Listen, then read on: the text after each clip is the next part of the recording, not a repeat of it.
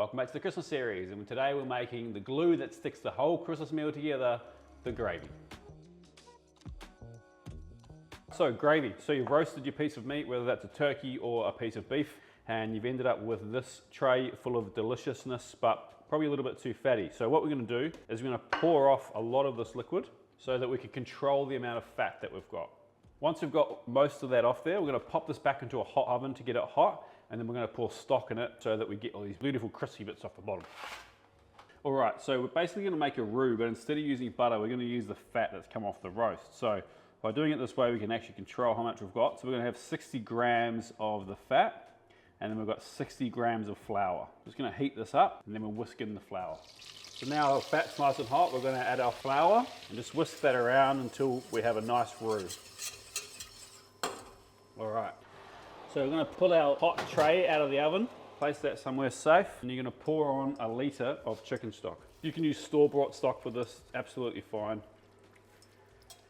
We're just gonna whisk that around, and what we're trying to do by whisking is agitate all those bits of dripping that have stuck to the bottom, because they're full of flavour.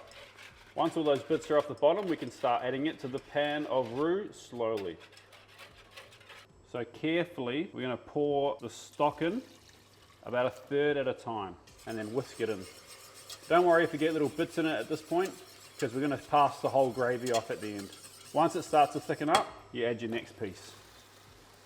Whisk until smooth, and then we'll add our last piece of stock there. And as you can see, the tray is pretty much clean in the bottom now.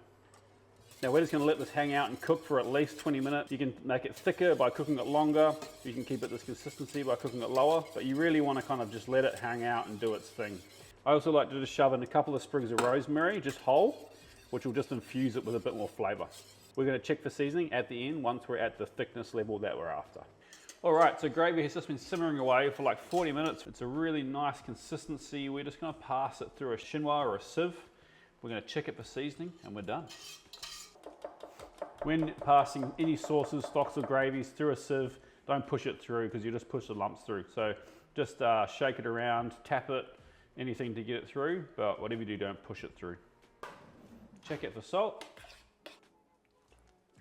You know what, that doesn't need any, and it's bang on. Really nice consistency, you know, still pourable, but will definitely stick to the meat. Pour it into your pouring vessel. There we have it, a simple pan juices gravy. Thanks for watching, legends. Stay tuned for more Christmas content in the weeks coming up to Christmas. Peace. Just drown that turkey in gravy.